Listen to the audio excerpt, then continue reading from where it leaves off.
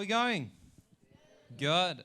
For those who don't know, during this series, we're just having conversations a bit about, relationships. And last week, if you were here, was it helpful? Yeah. Oh, no. Wow. No one wants to say yes because it was on single and secure, right? You guys so secure. I love it. All right. But basically, we're not experts in the context of relationships.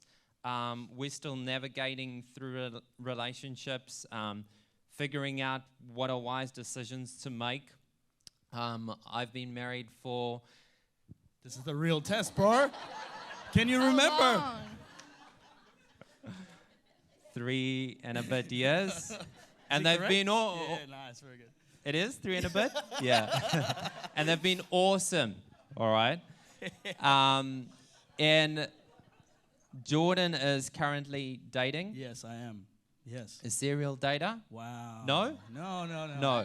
I don't date cereal. No, I'm just Okay. No, Jordan is our young adults leader. Yeah. And, you know, he's also having lots of conversations with, especially that season of life, a lot of people are dating, making decisions about, who their future partner should be, making some unwise choices as well. And me? no, not you. Oh, okay. Not you. Yeah. But basically, we just want to have conversations, and today's topic is dating and decisions. Yeah. And I think it's such an important topic, and whether you're married or whether you're single or whether you're dating, there's going to be something that you can take out of this that I think can be really helpful.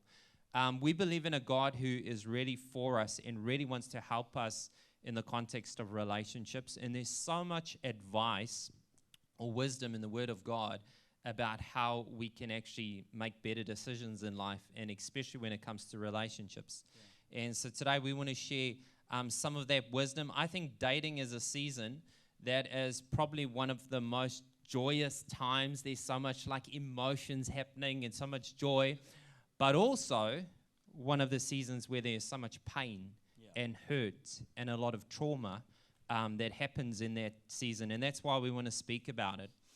And today we've jotted down some do's and don'ts, all right, in the dating context. And we hope that, you will have an open mind. You don't have to agree with everything that we say today, but maybe deep down there's something that you can take away. And we want this to be a conversation that continues. So we're just starting the conversation here on stage, but we'd love everyone to continue these conversations. Yeah, hundies. All right.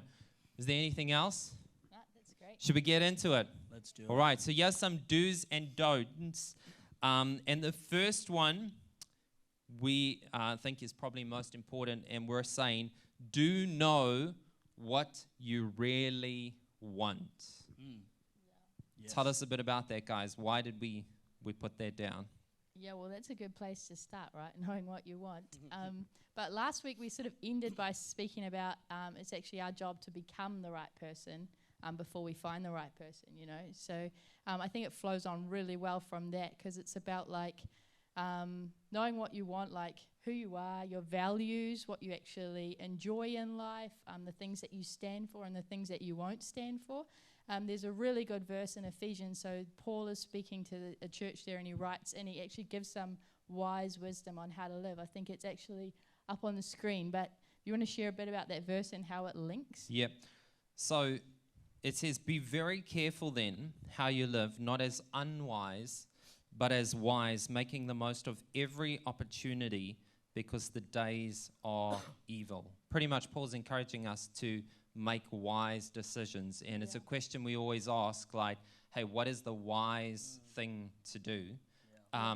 Based upon our past experience, our current circumstances, and our future hopes and dreams, what is the wise thing to do when it comes to dating? Yeah, and I love that Paul was speaking about that, because, you know, I feel like if we don't really know what we want, we can't actually go for it, right? And actually, Wes shared a really good example when we were chatting about this earlier. He says it's like You need to have some kind of checklist, right? And not the checklist that we saw Josh up here with the creative and swiping, that kind of thing. Yeah. It's not like about, I want someone with a six-pack That's and it, great come on. teeth, that kind of deal. It's more than that, right? And so he was saying if you don't have some kind of checklist for yourself, it's like when you go to the supermarket with no shopping list and super hungry. And we actually did that last night. We're talking about it. We went to the supermarket at like 6, which we could have been having dinner then. I was mega hungry, and we got so much stuff that wasn't really dinner, but we ate a whole pack of chips on the way home, that kind of thing. You need some list to go by. And you get stuff that you don't really need or really want actually when you get home. And I think in the context of dating, if we don't actually know what we really want, we're just going to go out for whatever's on the aisles, right? And we just go, oh, that's on special. Like Josh Let's was get doing, some right? of that. But also, Right. we also actually lose ourselves. So we can lose our own identity because we don't know what we really want. So we think, oh, well, this person looks good and they're into that. And so I'm going to ditch my friends. I'm going to pretend I'm into that as well and try and fit into some box just to see if that's what I want. But it's not staying true to ourselves. Yeah, and this is like the dangerous part of dating is that losing yourself part, that identity. And so when you don't know what you want, that checklist, and again, like what Zal said, it's not a checklist of like, just the physical appearances, right? It's a checklist of like the character. Does he have a godly, or does she have a godly character? Are they good people? Do they treat people well, or whatever it is, right? They're gonna, like, if we can easily lose ourselves if we don't really know what we want, because we get caught up in the honeymoon kind of phase of dating and all sorts of stuff. So yeah. And I would just on that point, do know what you really want. Like, ask yourself after that, really want. Like, what are the deepest desires of my soul that I'm really, if I think about my future, where do I really want to go? And actually jot some of those things down, starting off. And I think it's like a checklist that is going to help us avoid and dodge a lot of bullets before we actually get into the dating scene. So, yeah. Very good. All right, does that make sense? Point number 1, good do. All right. Number 2 is don't date in isolation. All right. I love it. Not in like COVID isolation, but in isolation. What are we saying? So look, with the don't date in isolation, it's exactly that. It's not like dating in COVID times and all sorts, but it's actually dating by inviting people into the relationship, right? And what I mean by that is you don't date multiple people, okay? I'm talking about you date one person. Clarity is important there. Clarity, very clear. You date one person, but actually inviting people into that relationship to speak wise counsel. Because like I said before, like when we're dating and the first like stages of it, we're like in a honeymoon phase, right? Like that person is amazing. Like nothing they can do is wrong. They're almost on the same level of God in perfection, right? But the reality is like we're all human. And so we have things that we do wrong. There are certain red flags. And so when we're in that phase of the honeymoon phase, right, we don't really see that. And so we actually need people, wise people, community, to come in and actually say, hey, I see this person and they're not actually treating you well. The way they speak isn't great. It's not uplifting or whatever the deal is. I remember for myself and Eliana when we like started dating, and actually even before that, like we were friends for a good amount of time, but we had a multitude of different people actually within that period of time. I had Wes and Zal's, I had Shay, we had her parents, we had my parents, we had a couple of other friends. We had a multitude of people that were keeping an eye on us during that period of time. And actually we found that really helpful because it meant that like if I was, I don't know, doing something wrong, people will call me out on it. I remember my friend Nate, he would just constantly, he would say, hey man, I see this. This is not a good thing, you know? So community in dating is not a bad thing. And that makes, for some of us, it makes us uncomfortable because we want to date in isolation, right? And isn't that kind of how culture is today? Because I mean, one of the ways we start dating is on the app, right? We just load our profile on and we're not really telling anybody about that. We've actually had some friends that we had to speak to and say, hey, if you go on a date, actually you need to put your location on or find my friend so we know that you're going to be safe, right? Oof, come on. So I don't know, Zoz, are there any other thoughts on that? Don't date in isolation. Yeah, I also think not only is it inviting our friends in, like what George was saying, and people that we can trust and gain wisdom from. Maybe they're in a further season along, but it's also inviting God into that space, and actually asking Him, and bringing Him into some of the decisions we're making. Like, is this the right relationship for me? Is this healthy? My values the same. Are we going to continue to grow in our relationship with each other and God as well? I think that's really important. Yeah, I agree. Awesome. All right. Point number 2. Is that helpful? Don't date in isolation. All right. Point 3. Don't ever mistreat anyone. Oof. All right. And I think this is, especially in the context of faith and being part of a church community and being Jesus followers, this is something that is probably so important. Why is it so important? And I think this one is like, a lot of the time we can even mistreat someone without even realizing it, honestly. But I think it links back to last week when we were saying know your worth. And not only do we know our worth for ourselves, but we know our worth for other people. And so if somebody is a child of God, they have huge worth. He loves them just as much as He loves us. And it's not for us just to treat them like swiping them along the stage like we saw before, Yeah. And actually, before Zol's shared whilst we were talking about a psalm that was, for a lot of us we know it, but basically the premise of it is, here we go. What's it called? You created my innermost being. And so and not just that psalm, there are so many different parts of the Bible that actually speak about your worth, right? What God says that you are worth. And so I think it's in Song of Solomon or Proverbs or something, it says a godly woman is worth more than rubies and emeralds and this and that. And for guys, I'm sure there's something in there about guys being worth a lot as well. But there is.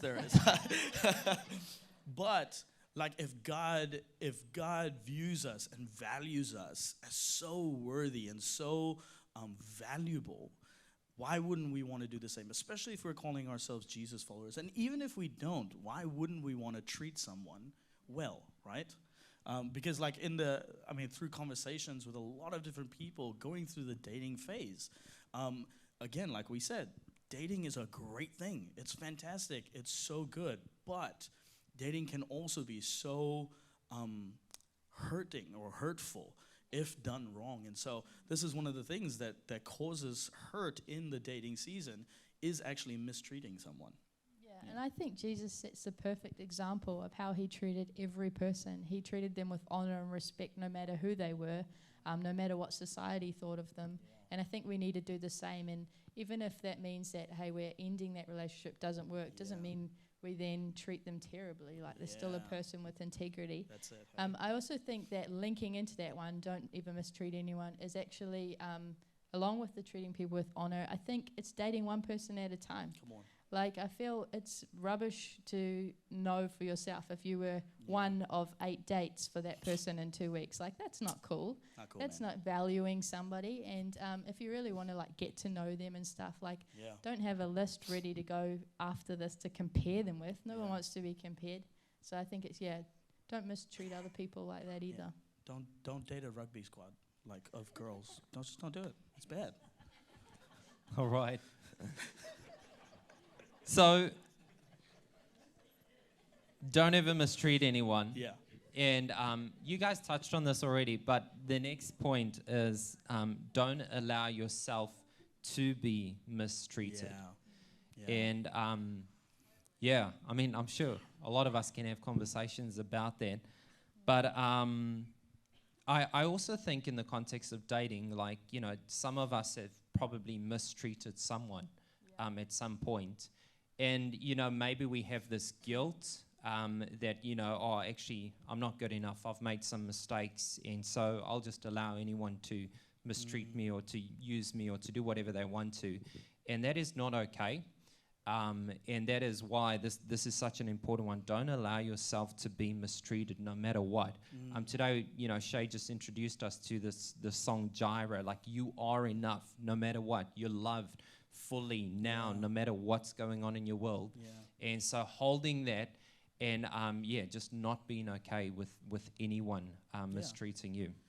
I don't know if you guys have any other thoughts on that. Yeah, I often think that sometimes we can, along with the guilt and shame, think, oh, well, this is all I deserve. Another thing is we can be so in love that and afraid of being alone that we will excuse it. And so we'll be like, oh, yeah, they're just treating me like that because they've had a bad week, or because they're around their friends, or they're just treating me like that because da-da-da-da.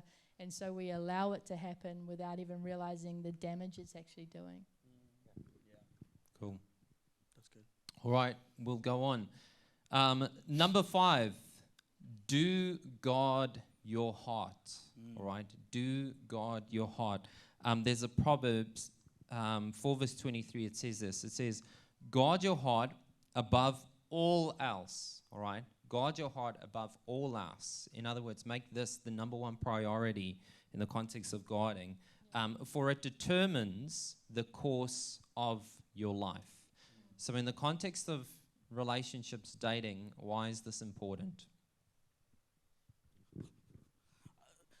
Look, again, it's something that we've actually shared before, but it keeps coming back. But during this dating season, for those of us that are dating, if it's done wrong, it really hurts. And so your heart, it can break, and so it changes the way that we move forward. And so I know I've spoken to a few people, not even just here, but back home in Thailand, and to old friends about past relationships that they've had where it's ended badly, and so their heart is broken. And so then from there, they're actually making decisions that are very selfish. It's very immediate instead of the ultimate kind of goal, right? So they're making decisions and choosing and making choices that satisfy a need immediately, which actually have repercussions later on in life. And so when it comes to that, the later on, when you start dating, the ultimate, right? Or let's not say that, the later on, if we're not guarding our heart, if we're not making sure that the decisions that we're making in the now are actually going to be feeding the future, it actually causes a lot of heartbreak. And yeah, I mean, it's a hard thing, guarding your heart. And so sometimes we're trading the ultimate for the immediate, thinking that this is what we really need, and this is going to, fill my heart. This is going to be the best thing for me. And some of the lies we believe in that is the lie of time, that I'm running out of time, and I'm not getting any younger. I need to do something. Where that's a myth. There's a lot of time, and actually one of the things we always encourage is actually just time is your friend. You don't have to rush into anything. Andy Stanley always speaks a bit about this in the context of dating. If you are not, traveling well in the dating context, take a break, take a year break, make a commitment, and actually say, hey, I'm going to take a year off of dating, and I'm actually just going to focus on myself. I'm going to work on myself. I'm going to do everything that's going to build me up. And when you actually do that, he says often what happens is a lot of people, after 3 months, I found the perfect person, all right? But that's a big thing. Actually, time is your friend. Also, another myth is experience is going to make me better, all right? The more I actually date around, the better experience I'm going to have, and that's going to make me make better decisions, which is also a lie. It's experience doesn't make you wiser. Only evaluated experience makes you wiser. So the more you're actually, sitting down and evaluating, hey, how things have been in the past or what I'm going through currently, that's going to actually make me wiser moving forward. So, and that's where the heart is deceptive, because the heart just goes in any direction based upon our emotions and feelings, and that causes a lot of hurt. Sorry, can I just say, I honestly, I think one of the greatest things that Wes ever shared with me is that time is your friend. When Eliana and I were just starting out, we decided that we were going to do 2 years of just friendship. We're just going to get to know each other as friends, and we're going to explore that. And then at the end of that, we will decide whether we're going to date. And I remember speaking to Wes about this and being like, man, why, right? And Wes is like, time is your friend, Jordan. I'm like, you're not my friend right now, right? But looking back on that time and that time we had together to grow as friends has actually really allowed us to flourish in our relationship right now, right? And so we had to decide in that moment whether we wanted the immediate, let's get into a relationship right now, or whether we wanted the ultimate, whether we wanted the future of having a really stable relationship moving forward. Because it was during that time we got to figure out, do we really want this? We got to figure out, like, what's it called? Guarding our heart. We got to figure out all these different things. How do I treat Eliana well? How does she treat me well? What do I kind of expect in that treatment and things like that? So I think that's probably one of the greatest pieces of advice that you gave me. Yeah. Sure, Jordan. The other point I just want to add to guarding your heart is the whole point of culture echoes upgrades are always better. And there's kind of a culture of like, I'm always looking for better, that there's something better out there, which is also a lie. It's a lie. Even if we get the latest iPhone, the previous one was probably just as good or even better. So just not buying into that lie as well. And it's a consumer mindset as well. And we see people as just a commodity of like, yeah, I can just swipe and, it doesn't do any damage where it actually can bring a lot of hurt and pain. Yeah, I think lastly with that, I mean, people always say with the upgrade sort of concept, you think the grass is greener on the other side, and so I could be happier. Sure, I'm happy now, but I could be happier, right? But actually the grass is green wherever you choose to water it, right? And so if you know what you want and you're investing in it, like you can also, allow that to be able to guard your heart. Yeah, you should write that down. The grass is greener where you water it. That's great. That's fantastic. Right, George, this is your favorite one. Yeah, Point this is 6. the one. Come on, I'm ready. Don't date forever. What does that mean, man? Eh? No, I'm just kidding. All right? We got Ellie's back today. Ellie's in the house. Come on. What are we speaking about in the context of don't date forever? Beyonce said it best, Come right? on, If you that's like it. it, then you got to put a ring on. No pressure. But Zol, tell us a bit about that. Why is that important? I just think that, like, often, for myself, I'm obviously married now, but before that, I've been in 2 really long-term relationships. One was 7 years, one was 5 years. And the thing is that you can get your emotions and your identity and, like, who you are caught up in this relationship that maybe isn't, you aren't growing together and stuff. And I think that often when we're dating for a long time, we sort of hold a bit of ourselves back because we don't feel quite secure because we don't know that they've decided to choose us, that, we have a marriage and a plan together, that we're both heading in that same direction. And so, we're holding a bit back because we don't have that security of commitment. And I think that, in culture today, marriage isn't as honourable and as a thing that everyone strives for. And so a lot of people will date for a very long time, have all the emotions, all the things that go with it, but then they don't offer that last piece of confidence and security that you guys can grow forward together, and I think that's really important. Sorry, I'm agreeing with her That because I think wasn't it's a good. dig at George. That was just general. Okay, Sals, I hear you, okay? Sorry. Glad we don't have to say much. All right. No pressure, but here's another one, which is so important, and that is don't be afraid to exit. Oh, come on. And too often we're also stuck in relationships that are not helping us. And, something we discussed is a lot of people say, oh, how do I end a relationship well that I don't hurt the person?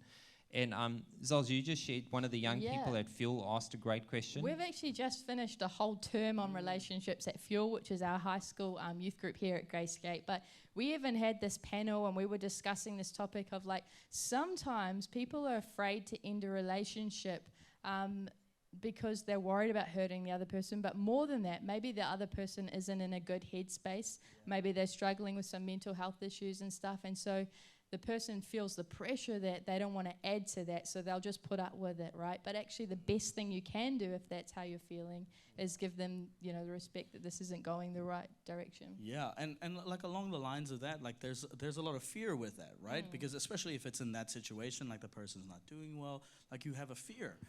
Even if the person is doing fine and the relationship is not just going the way it should, or it's not doing well, there's that fear of ending a relationship. And so one of the greatest things that I learned before dating, and it's from this book, Single, Dating, Engaged, Married. Great book, read it, it's fantastic. But one of the things the author talks about is actually in the conversations that you have with the person that you're dating, you actually say, hey, the door is always open. The door is always open. Whilst we are dating, if at any point you feel or I feel that this relationship shouldn't continue, we're not on the same level, we're moving in different directions, and God is calling us in different places, the door is always open. And the only time that door closes is when we decide, hey, I want to run with this person forever. I'm getting married to them, and that's when the door closes. But I think that fear of breaking up with someone or ending a relationship can be, it'll always be there, but I think it can be slightly managed better by having that conversation of like, hey, look, the door is open. The door is open if you want to end, if we want to end relationship, and we can end it well. And I think that's also part of honoring someone, not trapping them in that, and in that mistreating them, Yeah. That's good. And obviously there's some keys to, ending a relationship as well.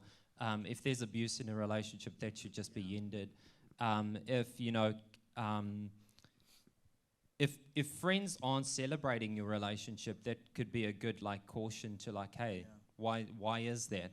And definitely, not being afraid to end it. And I think that's where also just going back a few steps to the don't date in isolation. When you have community and people who are for you, they'll be able to help you navigate through that decision. An important topic. And sorry, can I say along the lines, it feels almost like, well, duh, but don't break up with someone over the phone, over text. That's the honoring the person, It's right? the honoring the person. Be brave. Go speak to them. Don't ghost face them. to face. Don't ghost them. Don't ghost people. That's so bad. It's terrible. But And if you have, that's okay, because it has happened with me, and we said we'll give grace. All right. it has happened. Yes. Okay. But do that. Don't go someone. Cool. Okay. I'm done. All right. Is everyone still with us? Is this helpful? All right. These last three, I think, are probably the most important do's and don'ts. And so if you didn't get anything we've just spoken about, tune in now. All right. Number 8 is do predecide guardrails. All right. And if you don't know what a guardrail is, it's the thing on the motorway. If you go over the harbour bridge, there's a guardrail there that's been put there so that if you drive into the side, you're not going to go over the edge. It's going to protect you. All right. You're going to get a bit hurt, but you're not going to go over the edge. And it's healthy boundaries. And I like the word predecide. In other words, for yourself as an individual, even before you're dating, you can already predecide some great guardrails that are going to protect you and not take you over the edge that is going to really hurt you. And I think in the context of faith, that's where God really has helped us. He's not trying to keep us from anything. He wants, he's for us, and he wants the best for us. And that's why he actually shares some really important wisdom when it comes to relationships, when it comes to marriage. I think in the context of marriage, he's created something called sex, which is awesome. And he gives us wisdom to that. And I thought I want to share that with you guys today because I think it's so helpful, and it alleviates some of the hurt and the pain and the trauma that we go through. And this is one thing that Paul actually shares in 1 Corinthians 6. He says this. He says, "Run from sexual sin. No other sin so clearly affects the body as this one does. For sexual immorality is a sin against your own body. Don't you realize that your body is the temple of the Holy Spirit who lives in you and was given to you by God? You do not belong to yourself, for God bought you with a high price, so you must honor God with your body." And I think this is such great wisdom for us in the context of relationships, and especially in the context of sex, because often culture portrays sex as just something physical, and that, it's okay, I can just sleep around and move on, and it doesn't do anything to me. But what Paul is echoing, is saying, hey, actually, sex isn't just physical, it's actually spiritual. There's actually another component, it's emotional. And we know this, especially if, someone has violated us in a way. Like, that isn't just physical. We don't just, that's a bruise, I can just get over it and move on. No, it does emotional, damage to us. And so, Paul is encouraging us, and he's saying, hey, guys, your body is the temple of God. Like, God is living in you. You are worth so much more than you even may believe. And actually, hey, there's wisdom in putting some great guardrails and boundaries in place when it comes to dating. Now, often church and I guess Christians, they are looked down upon because some of the outrageous guardrails that they put in place. But I think it's so important, just going back to the first point, where it's like, in light of our past experience, our current situation, and our future hopes and dreams, what is the wise thing to do? For me, the wise thing to do may look completely different to someone else's wise thing to do. But if this is going to be life-giving, if this is going to help us from, dealing with a lot of pain and trauma, why wouldn't we want to put these boundaries and guardrails in place? I don't know if you guys have any other thoughts on that. Yeah, I think that it's cool, the whole concept of the guardrail that, you put in place before you need it, right? Like you've said. And so when you go into a dating relationship, if you know what you want from the first point we had, then you can actually have that conversation together and be like, hey, this is kind of a guardrail I have in my finances, or this is a guardrail I have physically, whatever it is, and to actually chat about it before you need that guardrail, right? There's no point putting it up after you've already crossed over. So I think it's really important to know that, have those conversations beforehand. And there's these other things, on the side of the road, the rumble stripes that go when you drift off them, right? And I feel like that's even before the guardrail, before you've already scratched your car and banged into it and pretty annoyed, before we cause some damage to ourselves by coming up against our guardrail. Actually, when we start to drift, put other things in place before we get there as well. And if we have, drifted and gone over the edge, the beautiful thing about who God is he says, like, we are a new creation in Christ. Yeah. Like, all the old is passed away, and we can, he is creating something new in us. And so if we're putting those things at any season in our life, it can only be helpful for us. For me, I think it really just comes down to also just honoring someone. Like, I think when you're putting those guardrails in place, you're saying, hey, I honor you. And I think that's a beautiful thing. That's my thing. Right. Yeah. Thanks, George. All right. Second last point, do date differently. The verse that we wanted to share with you there is from Romans. Paul's echoing something that helps us in our thinking. And he says here, I urge you, brothers and sisters, in view of God's mercy, in view of God's grace, offer your bodies as a living sacrifice, holy and pleasing to God. This is your true and proper worship. And then he says this. He says, do not conform to the pattern of this world. Do not conform to the pattern of this world, but be transformed by the renewing of your mind. And when we do that, if we're like, hey, we're not just going to go with the way culture says we should go, we're going to actually, be transformed through our thinking. And when we do that, then you will be able to test and approve what God's will is, his good, pleasing, and perfect will is. So what are we saying there? Do date differently.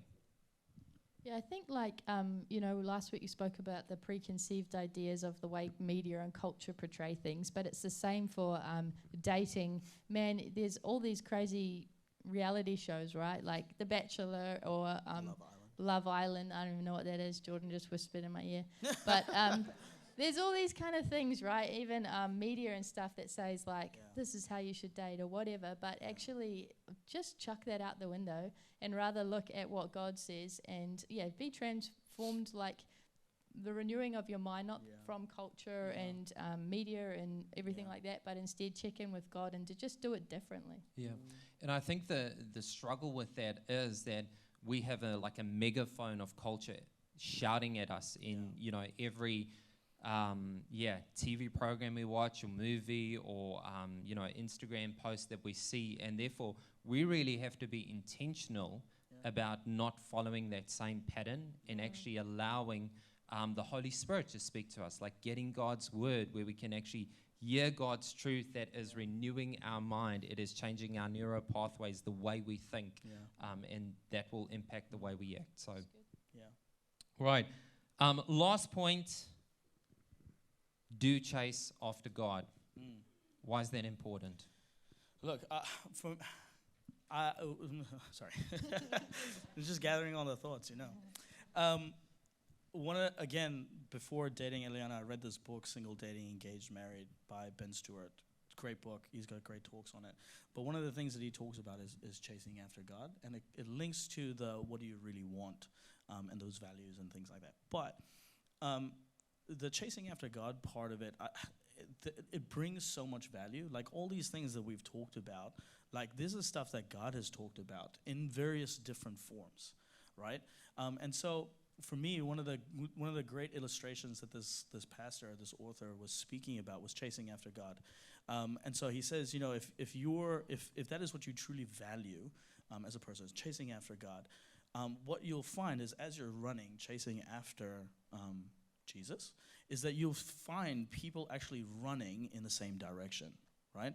And so you'll be running and you'll look to your side and you'll see a pretty girl or a pretty guy or a handsome guy, right? And you go, wow, cool, they're actually running in the same direction. And then you start running alongside them. And you go, wow, this is fantastic. Yeah, woohoo, great, right? And because you're chasing after the same thing. And so you guys together are actually valuing the same things. You're having conversations. You're treating each other well. You're guarding your heart, both of you. You're not being selfish. You're being selfless. And you're chasing after the thing that's most important. And whilst you're running, you might actually see that someone's running in this direction and they're chasing after money or whatever it is. And so if you are chasing after this and someone's running over there and you hook yourself with that person, guess where you're going to go? You're going to go that way, right?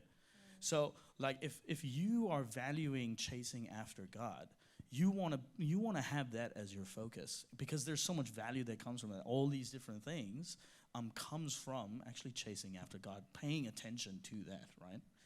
Yeah. That's good. Do you have any thoughts, Oz? Yeah, I just think of the verse in Matthew 6:33 where it speaks about seeking God first, right? And then all these things will be given to you. And I think that if that is truly the priority of your heart, that's putting God first. And in that is actually submitting to Him and His will, because like I feel sometimes we can be like, oh, please find me the right person, or please help this relationship to work out. But that's not actually supposed to work out because it wasn't God's will, right? Yeah. So I think, chasing after God is inviting Him into it and surrendering our will to His as well. And actually, that's such a good point. And it's actually probably one of the most difficult things to do is to surrender that will, especially when it comes to dating someone, over to God. I remember, again, I don't mind sharing these stories because they're always fun, but I remember before I started dating Eliana, there was this girl that I was interested in, and it was great, and it was going well. She's amazing. I thought it was pretty good. We're going in the same direction. And I remember actually, and it sounds very Christian cheesy, but I remember praying to God. I was like, God, please bring me a godly woman, Bring me this person. I gave a list of qualities, and actually God brought that person, and that was the person that was it. And I remember actually going, man, this is fantastic. Like, my prayer has been answered, but something is not right. And I remember going, not that she was a bad person, she was great, but like I remember going, okay, God, you have actually answered me and given me what I want, right? Now I'm actually asking God, give me what I need. And I'm going to hand this part that I hold so dearly to you, to your will. And then Eliana comes along and she fulfills that checklist, right? And more.